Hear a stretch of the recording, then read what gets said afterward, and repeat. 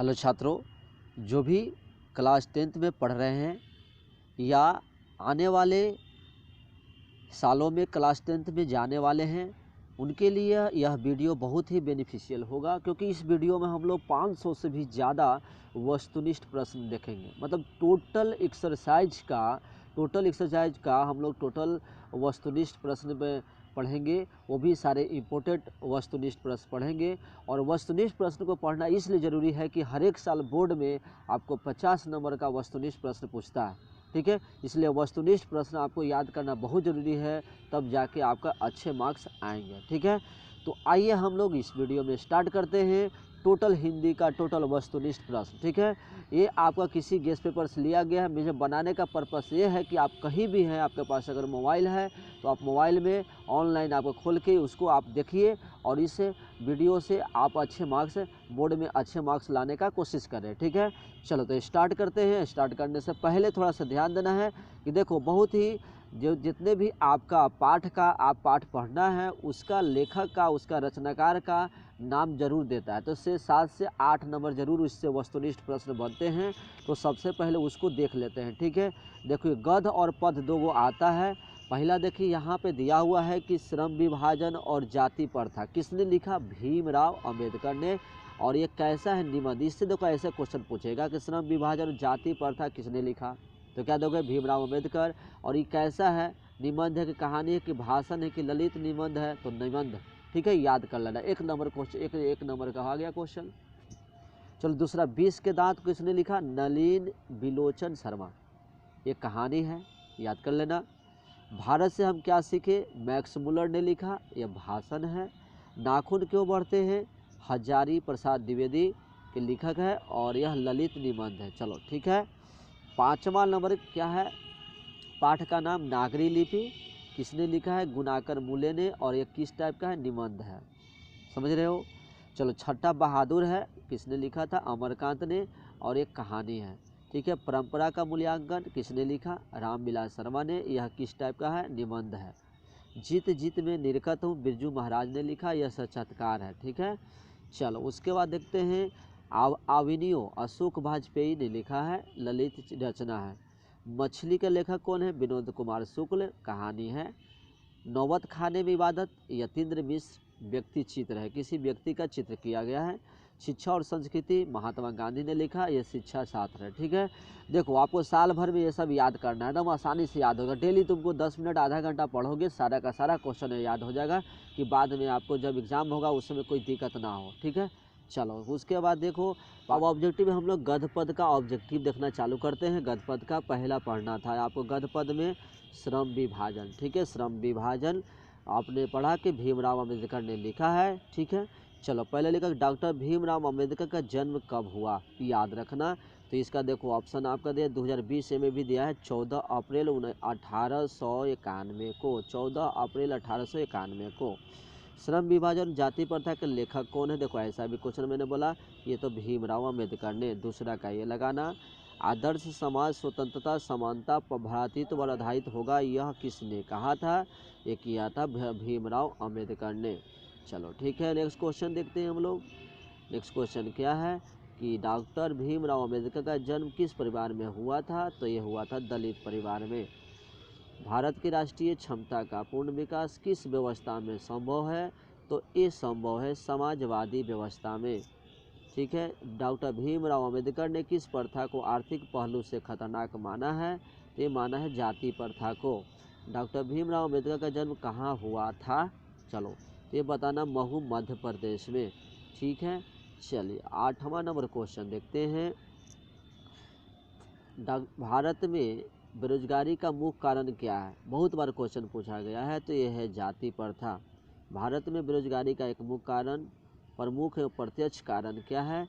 तो यह है जाति प्रथा। ऐसे पूछ भी सकता है। आधुनिक सब समाज श्रम को आवश्यक क्यों मानता है? आधुनिक सब समाज श्रम विभाजन को आवश्यक क्यों मानता है? तो ये कार्य कुशलता के लिए। जाति प्रथा श्रम विभाजन के साथ साथ किसका रूप लिए हुए है? तो ये बताना आपका कौन सा श्रमिक विभाजन, ठीक है। नेक्स्ट 12वां नंबर क्वेश्चन है, श्रम विभाजन जाति प्रथा पाठ बाबा साहेब के किस भाषण का संपादित अंश है? तो ये है annihilation of caste, annihilation of caste हो गया। ठीक है, चलो नेक्स्ट देखते हैं। उसके बाद क्वेश्चन है 13 नंबर कि श्रम विभाजन और जाति प्रथा के लेखक कौन है? फिर से क्वेश्चन पूछा है। ये हो गया आपका भीमराव अम्बेडकर। मूकनायक क्या है? तो ये मूकनायक एक आपका पत्रिका है। जाति प्रथा किस प्रकार का श्रम विभाजन है? तो ये है अस्वाभाविक। भारतीय संविधान के निर्माता के रूप में हम किसे जानते हैं? तो ये जानते हैं भीमराव अम्बेडकर को। इतना सारा बना लोगे ना ऑब्जेक्टिव तो तुमको सब पूरा चैप्टर याद हो जाएगा। ठीक है, जाति प्रथा के अनुसार श्रम विभाजन का आधार क्या है? तो यह है प्रैतिक पेशा। डॉक्टर भीमराव अम्बेडकर के माता का क्या नाम था? तो ये था आपका भीमाबाई। श्रम विभाजन जाति प्रथा शीर्षक किनके द्वारा हिंदी में रूपांतरित किया गया है? तो ये किया गया है आपका ललई सिंह यादव के द्वारा। आधुनिक मन्नू कहा गया है, किनको कहा गया? डॉक्टर भीमराव अम्बेडकर को। श्रम विभाजन जाति प्रथा के लेखक बार बार पूछा गया है, डॉक्टर भीमराव अम्बेडकर। उसके बाद भाईसन डॉक्टर अम्बेडकर ने किस पत्रिका का संपादन किया था? तो एक था बहिष्कृत भारत का। डॉक्टर अम्बेडकर का जन्म किस राज्य में हुआ था? मध्य प्रदेश में। अभी पढ़े। डॉक्टर भीमराव ने पीएचडी की उपाधि कब प्राप्त की थी? 1916 में। The caste in India their mechanism किसकी रचना है? तो ये बताना भीमराव अम्बेडकर का। ठीक है, 26 हो गया। पेशे के दोषपूर्ण पूर्व निर्धारण करती है, तो ये क्या करती है? जाति प्रथा। आर्थिक पहलू से भी जाति प्रथा है क्या है? हानिकारक। डॉक्टर भीमराव अम्बेडकर की रचना है, इसमें से कौन कौन? भारतीय लिपि कहानी, तो the right and fall of the human. आधुनिक सब समाज का शुद्धता के लिए आवश्यक मानता है श्रम विभाजन। 30वां नंबर क्वेश्चन आप याद करना। डॉक्टर भीमराव अम्बेडकर की बड़ी रचनात्मक प्रेरक व्यक्ति कौन थे? तो ये थे ज्योतिबा फूले। और किनके प्रोत्साहन पर बाबा भीमराव उच्चतर शिक्षा हेतु निकाय गए थे? ये गए थे बड़ौदा नरेश के प्रोत्साहन से। चलो ठीक है, उसके बाद देखते हैं क्वेश्चन नंबर 38 नंबर कि डॉक्टर अम्बेडकर की दृष्टि में भाईचारे का वास्तव कैसा होता है? तो ये कौन सा बताना? ये बताना आपका बी। ठीक है, कैसा होता है? तो ये दूध और पानी के मिश्रण की तरह। 39 नंबर भारत की जाति प्रथा की विशेषता क्या है? तो यह श्रमिकों का अस्वाभाविक विभाजन है। 40 नंबर क्वेश्चन देखते हैं, लेखक की दृष्टि में आदर्श समाज कैसा होना चाहिए? तो ये कैसा होना चाहिए आपका? जिसमें स्वतंत्रता और समता भातृत्व का भाव हो। चलो तो पहला चैप्टर से हमने देख लिया। दूसरा चैप्टर स्टार्ट करो। ये है आपका 20 के दांत। किसने लिखा है? नलिन बिलोचन शर्मा ने। 20 के दांत तो हो ही गया। पहला का भी सीमा, रजनी, आलो, शेफाली भारती पांचों किसकी बहनें थी? तो खोखा की। सेन साहब खोखा को क्या बनाना चाहते थे? तो ये बनाना चाहते हैं इंजीनियर। सेन साहब की नई मोटर कार कितने की थी? तो ये थी 7,500 का। चलो उसके बाद सेन साहब की आंखों का तारा कौन है? तो ये तो खोखा है। मोटर का कोई खतरा हो सकता था तो किससे? वो तो खोखा से ही हो सकता था। नलिन बिलोचन शर्मा कब जन्म लिए थे? तो ये 18 फरवरी 1916 को। ठीक है, उसके बाद 7वां नंबर, खोखा के दांत किसने तोड़ा? तो तोड़ा था मदन ने। 20 के दांत पाठ की विधा है। ये कैसी विधा है? मैंने बताया भी, कहानी है। महल और झोपड़ी वाले की लड़ाई में अक्सर पहले वाले की जीत होती है, पर उसी हालत में जब दूसरे झोपड़ी वाले उनकी मदद अपने ही खिलाफ करते हैं। तो किस पाठ की पंक्ति है? तो ये हो गया 20 के दांत। किसके अनुसार सेनों ने सिद्धांतों को भी बदल दिया था? तो बताओ, ये खोखा के अनुसार। ऐसे ही लड़के आगे चलकर गुंडे चोर डाकू बनते। यह पंक्ति कहानी के किस पात्र ने कही है? तो ये आपको पता है कि सेन साहब ने कहे थे। चलिए उसके बाद है कि 20 के दांत कहानी किस वर्ग के अनेक अंतर्विधियों को उजागर करती है? तो ये मध्य वर्ग को। मदन ने कासू के कितने दांत तोड़ डाले? तो ये तोड़े थे 2। कौए की जमात में शामिल होने के लिए कौन ललक गया?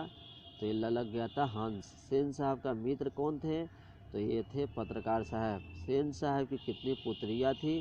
तो 5 थी। सेन साहब के पुत्रियों में से एक थी कौन? आरती। नलिन बिलोचन शर्मा जन्मा कौन सी भाषा भाषी थे? तो ये जानते थे भोजपुरी। ठीक है, उसके बाद खोखा किसको कहते हैं? खोखा किसको कहते हैं? तो ये आपको कासू को। उसके बाद है कि विष के दांत शीर्षक कहानी के कहानीकार कौन है? फिर से पूछ लिया नलिन बिलोचन शर्मा। नलिन बिलोचन शर्मा का जन्म कहाँ हुआ था? ये पूछेगा आपका बदरघाट पटना में। नलिन बिलोचन शर्मा के पिताजी का क्या नाम था? तो पंडित रामावतार शर्मा। दृष्टिकोण की रचना किनकी रचना है? तो ये नलिन बिलोचन शर्मा की। मोहन साहब की मोटर कार थी का नाम क्या था? स्ट्रीमल इंड। सेन साहब की मोटर कार किस रंग की थी? तो ये थी काले रंग की। ठीक है, 27 नंबर, नलिन बिलोचन शर्मा की स्कूल की पढ़ाई कहाँ हुई थी? तो एक पटना कॉलेजिएट स्कूल में। मोटर कार में किसको खतरा हो सकता था? तो एक खोखा से। सेन साहब ने किसे खूब पटकार लगाई? ये लगाई थी गिरधर लाल को। मदन अक्सर किसके हाथों पीटता था? वो पीटता था पिता के हाथों से। चलिए, सेन साहब अपने पुत्र को क्या बनाना चाहते थे? बिजनेसमैन या इंजीनियर? गिरधर लाल किस वर्ग के प्रतिनिधित्व करता था? तो ये था आपका निम्न मध्य वर्ग। गिरधर लाल कौन है? तो ये थे कौन थे? मदन के पिता। लड़कियां क्या है? कठपुतलियां हैं, इस बात पर गर्व है माता पिता को। मदन की उम्र क्या थी? तो मदन की उम्र 5-6 साल। कासू मदन के साथ किस खेल में शरीक होना चाहता था? तो लट्टू के खेल में। नलिन बिलोचन शर्मा की माता का क्या नाम है? तो ये नाम है आपका रत्नावती शर्मा। ठीक है, चलो उसके बाद बहुत ही इंपॉर्टेंट भी सब क्वेश्चन है, सारे क्वेश्चन चैप्टर, ये पूरा चैप्टर का टोटल क्वेश्चन ये सब बनने वाले हैं। सेन साहब किसके व्यंग से ऐंठ कर रह गए? तो ये रह गए थे आपका पत्रकार महोदय के व्यंग से। मदन के पिता का नाम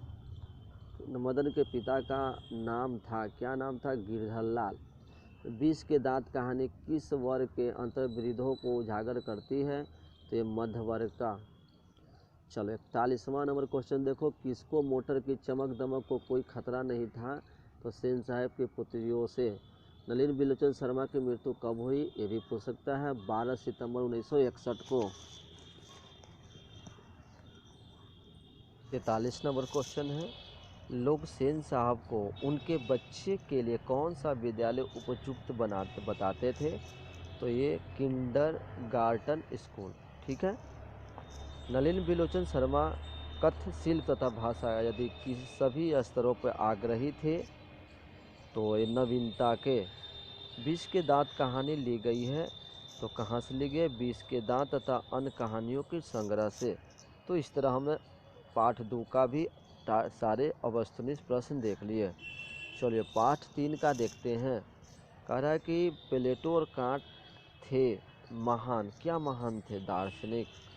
ठीक है, भारत से हम क्या सीखे? ये मैक्समूल पूछेगा। भारत से हम क्या सीखे? क्या है? यह एक तरह से भाषण है। मैक्स मुलर को वेदांतियों का भी वेदांती किसने कहा? तो ये कहा स्वामी विवेकानंद ने।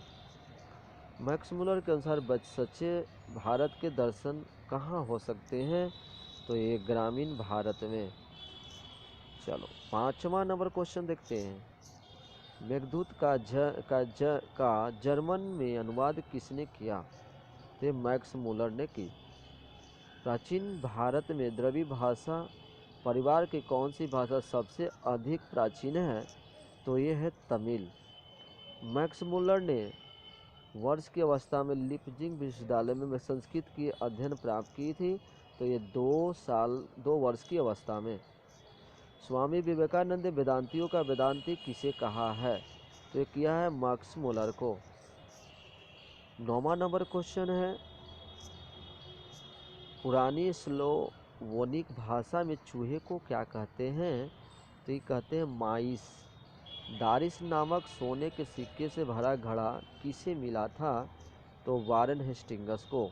किसके अध्ययन क्षेत्र में भारत के कारण नवजीवन का संचार हो चुका है? तो ये नीति कथा।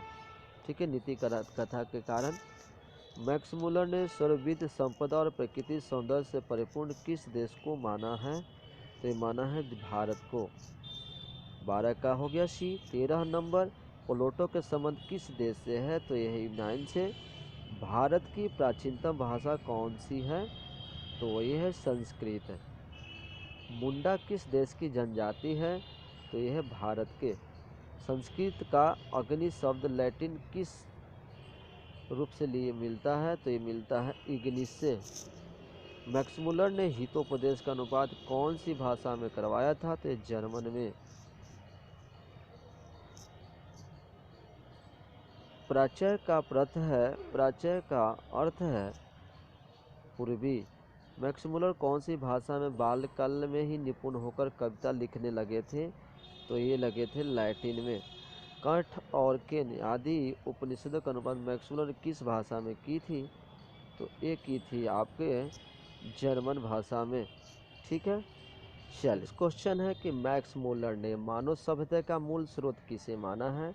तो ये माना है वैदिक तत्व ज्ञान को। मैक्स मुलर के पिता का नाम क्या था? तो बोलेंगे विल्हेल्म मूलर। भारत से हम क्या सीखे के रचनाकार कौन है? तो यह मैक्स मुलर। निर्वंश विधा का संबंध किससे है? तो ये मानव विज्ञान से। शहनामा का रचनाकाल है कौन? ये रचनाकाल कब का है? तो ये है 10वीं 11वीं सदी का। सर विलियम जोन्स ने भारत पर यात्रा कब की थी? तो यह 1783 में। हकर्स क्या थे? तो ये थे वनस्पति विज्ञान। दैवत विज्ञान का अर्थ है देव विज्ञान। प्रत्न मानव का अर्थ है प्राचीन मानव। मैक्स मुलर की मृत्यु कब हुई थी? तो ये 28 अक्टूबर 1900 को। दारिस क्या है? एक सोने का प्राचीन काल सिक्का। चलिए, पाठ नंबर 4 देखते हैं। नाखून क्यों बढ़ते हैं? पाठ में बूढ़े ने सबसे बड़ी चीज किसे माना है? तो प्रेम को।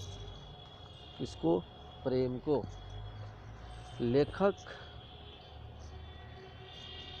लेखक के अनुसार मनुष्य के नाखून किसके जीवंत प्रतीक हैं? तो ये है पशु वृत्ति का। नाखून क्यों बढ़ते हैं? इससे गद्य की कौन सी विधा है? तो ललित निबंध। हजारी प्रसाद द्विवेदी द्वारा रचित पाठ है। तो यह है नाखून क्यों बढ़ते हैं। उसके बाद है सबसे पुराने अच्छे नहीं होते, सब नए खराब नहीं होते। यह उक्ति है, यह है हजारी प्रसाद द्विवेदी की। पुराने को मौत सब समय वांछनीय ही नहीं होती, किस लेखक की पंक्ति है? तो यह है आपका हजारी प्रसाद द्विवेदी की। सहजाति वृत्तियाँ किसे कहते हैं? तो अनजान स्मृतियों को। कौन नाखून को जिलाया जा रहा है? तो ये जिलाया जा रहा है प्रकृति। कौन मनुष्य का आदर्श नहीं बन सकता? तो ये बनते हैं बंदरियाँ। ठीक है। उसके बाद है सिक्खत का अर्थ होता है मोम। अनाम दास का पोथा साहित्य के किस विधा की रचना है? तो ये उपन्यास। महाभारत क्या है? पुराण। मनुष्य को सुखी बनने हेतु भौतिक संसाधनों की वृद्धि करने की सलाह कौन लोग देते हैं? तो ये देते हैं नेता लोग।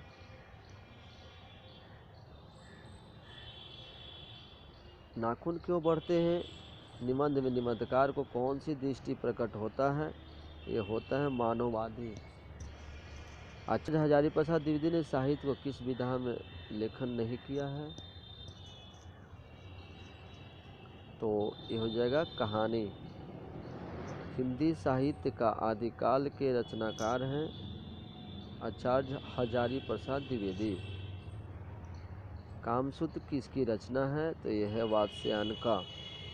नाखून क्यों बढ़ते हैं कि निबंधकार कौन है? बार बार पूछा गया क्वेश्चन। आचार्य हजारी प्रसाद द्विवेदी। नख किसका प्रतीक है? पशुतका। पृथ्वी राज रासो किनका संपादन है? तो यह है हजारी प्रसाद द्विवेदी का। अशोक के फूल किनकी रचना है? सुमित्रानंद पंत की। किस देश के लोग सबसे बड़े नख पसंद करते थे? गौड़ देश। मनुष्य को नाखून की जरूरत कब थी? जंगली जीवन के समय। असुरों के पास नहीं थे, क्या नहीं थे? लौह के अस्त्र। नाखून क्यों बढ़ते निबंध के लेखक ने किस बूढ़े का जिक्र किया है? महात्मा गांधी का। नकदर मनुष्य किस पर भरोसा करके आगे की ओर चल पड़ा है? तो ये हो गया एटम बम पे। 31 नंबर, कितने वर्ष पहले का भारतवासी नाखूनों को सब जम के संवारता था? तो 2000 वर्ष पहले का। द्विवेदी जी ने निर्लज अपराधी किसे कहा है? नाखून को। हजारी प्रसाद द्विवेदी का जन्म कहाँ हुआ है? तो ये बलिया उत्तर प्रदेश में। 34 नंबर, कौन छोटे नखों को पसंद करते थे? तो ये दक्षिणात्य। देवताओं का राजा से किन्हें संबोधित किया जाता है? तो ये इंद्र को। नाखून क्यों बढ़ते निबंध नई पीढ़ी में कैसा भाव जगाता है? तो ये सांस्कृतिक आत्मगौरव का। कौन सी रचना हजारी प्रसाद द्विवेदी की नहीं है? तो ये माटी की मूर्ति। हजारी प्रसाद द्विवेदी की मृत्यु कब और कहाँ हुई थी? 1979 दिल्ली में। तो देवेंद्र के मानवकन से क्यों सहयोग लेना पड़ा? ठीक है। 12वीं सदी के केरल के सिक्कों पर वीर के लस्से के जैसे शब्द में अंकित है, देवनागरी में। ईसा के 14वीं-15वीं सदी के विजयनगर शासकों ने लेखों को किस लिपि को कहा है? नंदी नागरी को। हिंदी लिखी जाती है देवनागरी लिपि में। हिंदी के आदि कवि कौन है? चंद्र बरदाई। नागरी लिपि शीर्षक निबंध के निबंधकार कौन है? गुणाकर मूले। सरह सरहपाद की कृति है, दोहा कोश। विजयनगर के राजाओं के लेखों की लिपि को क्या नाम दिया गया है? तो ये दिया गया नंदीना नागरी लिपि। उत्तर भारत में नागरी लिपि के लेख कब से मिलने लगे हैं? 8वीं सदी से। नागरी लिपि के आरंभिक लेख हमें कहाँ से मिलते हैं? दक्षिण भारत से। बेतमा दानपद किस समय का है? तो यह 1020 ईस्वी का। गुप्तों की राजधानी पटना को क्या कहा जाता होगा? तो ये देवनगर। मराठी भाषा की लिपि कौन सी है? तो यह देवनागरी। मराठी भाषा की लिपि है देवनागरी।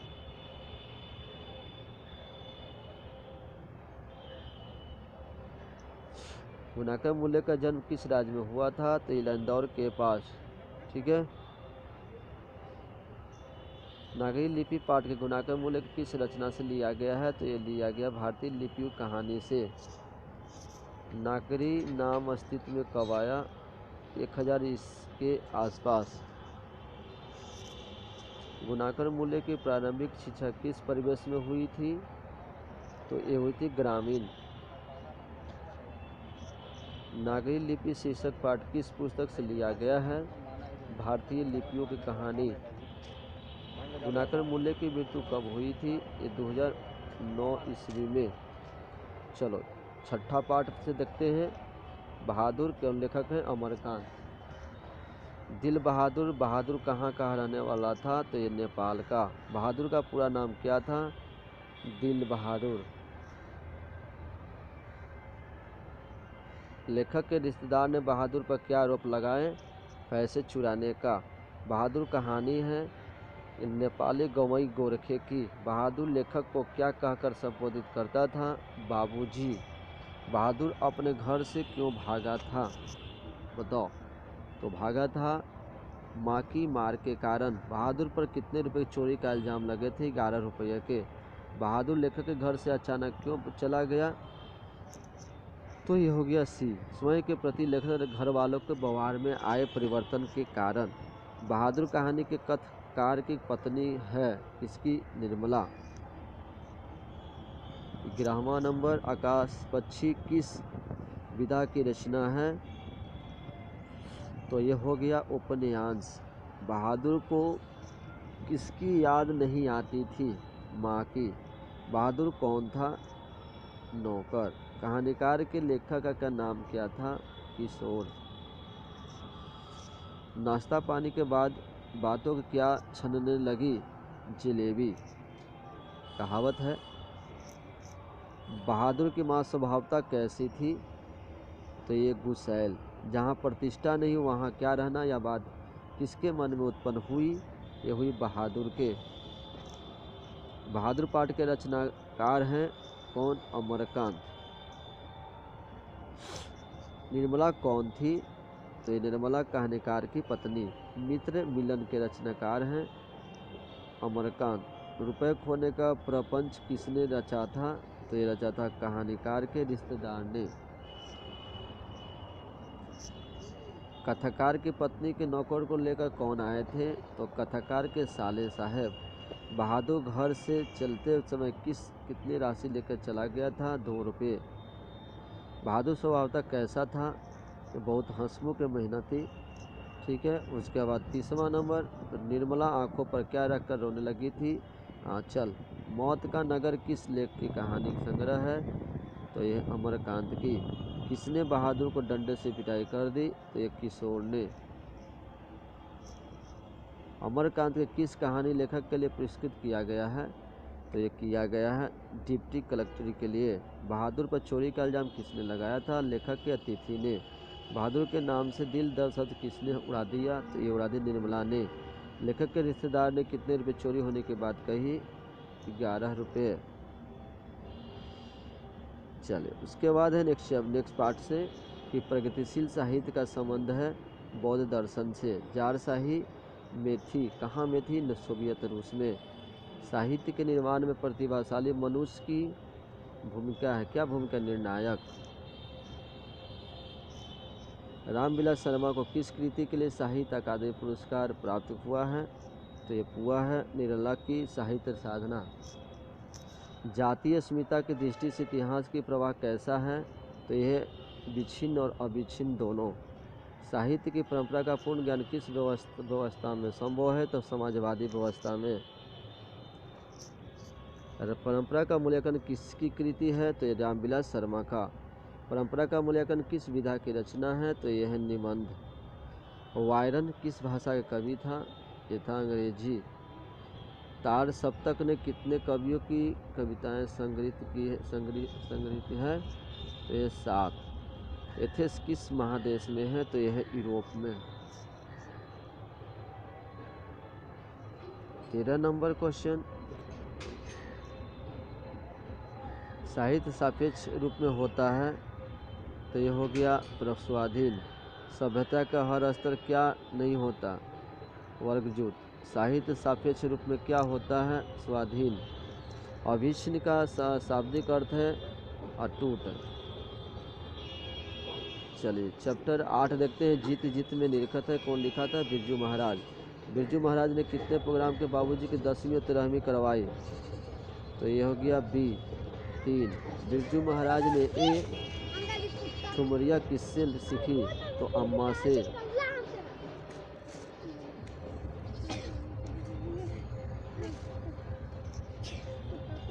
पंडित बिरजू महाराज का जन्म कब हुआ था? 4 फरवरी 1938 को। बिरजू महाराज खुद को किसका शागिर्द मानते थे? माँ का। पंडित बिरजू महाराज साल के थे तभी उनके पिता का देहावसान हो गया था, 9.5 साल।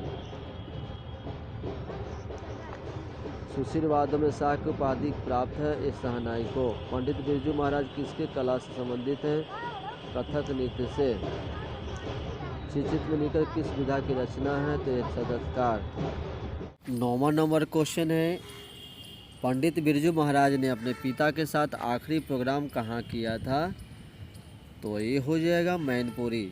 जब पंडित बिरजू महाराज को संगीत नाटक अकादमी अवार्ड मिला तब उसकी उम्र क्या थी? ये 27 वर्ष। पंडित बिरजू महाराज लेखक घराने किस पीढ़ी के कलाकार हैं? तो ये है 7वीं पीढ़ी के।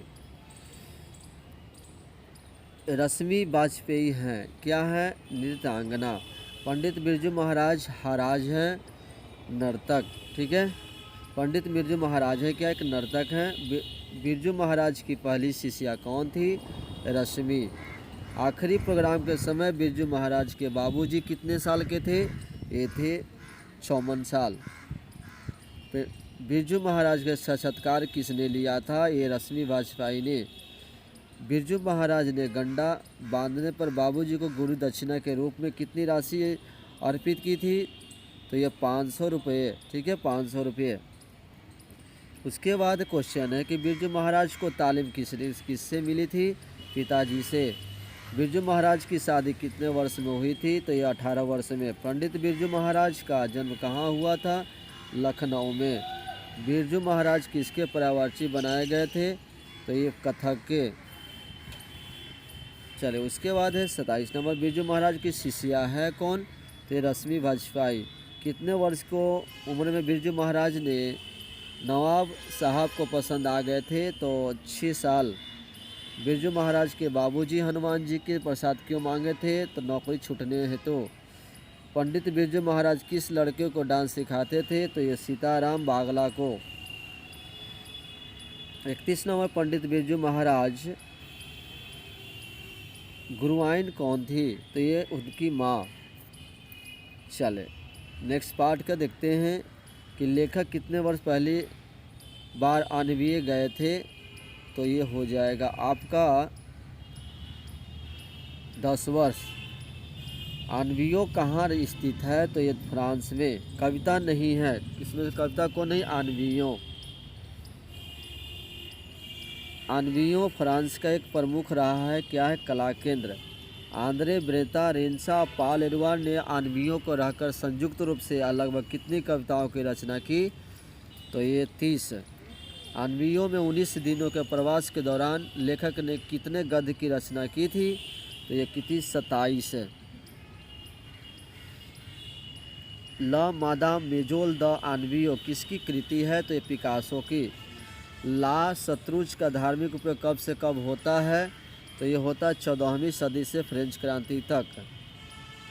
आणवियो किस नदी किनारे हैं? तो ये हो गया रॉन। ला शत्रुज क्या है? तो ये है आपका ईसाई मठ है। पीटर ब्रूक की कौन सी विवादास्पद रचना की प्रस्तुति आणवियों में किया जाने वाला था? तो ये था महाभारत। क्या लेकर भाग गया? ठीक है, तो ये पूरी तरह से कटा हुआ है। मछली खाने से किसे मना किया गया था? माँ को। ने पिता से क्या मांगना चाहता था? तो ये मछली। मंगो बाजार से कितनी मछलियाँ खरीदी थी? तो ये आपका 3 पीस। घर में मछली कौन खाता था? तो ये आपका पिता। लेकर कौन भाग गया था? मछली लेकर कौन भागा था? तो ये लेकर भागा था ये मंगू। ठीक है, मछली की कहानी के लेखक कौन है? तो ये हो जाएगा विनोद कुमार शुक्ल। और कमरा किसकी रचना है? विनोद कुमार शुक्ल की। मछली कहानी में किस वर्ग का चित्रण किया गया है? तो निम्न मध्यवर्गीय परिवार का।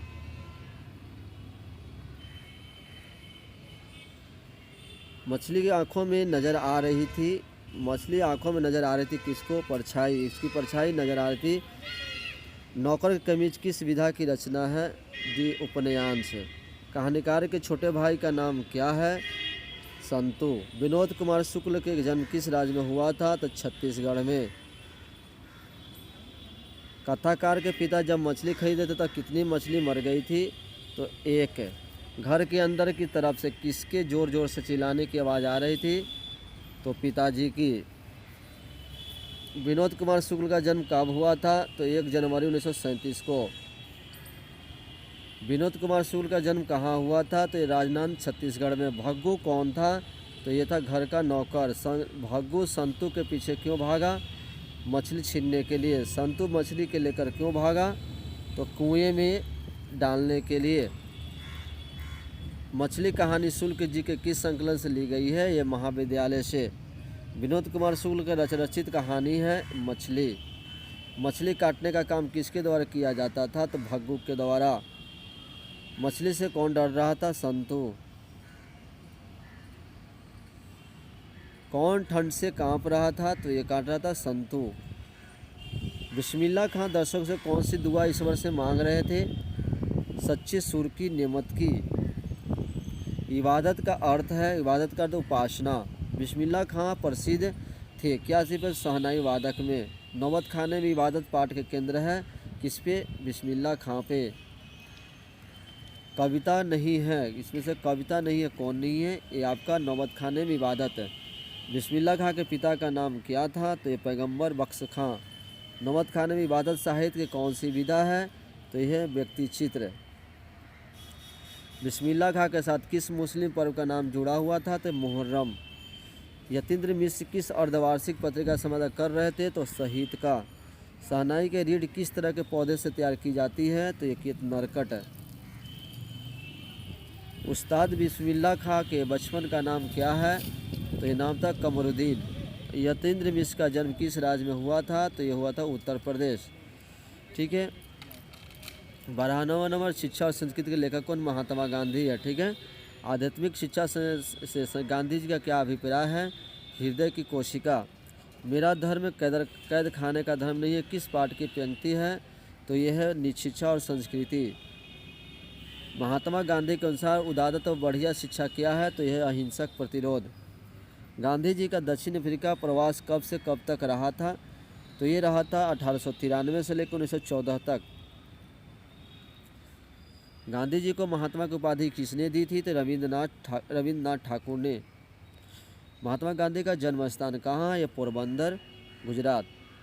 गांधी जी ने किस पत्रिका का संपादन किया था? हरिजन। गांधी जी की पत्नी का नाम क्या है? कस्तूरबा। बहुत इंपॉर्टेंट क्वेश्चन है, सारे पूछे जाते हैं।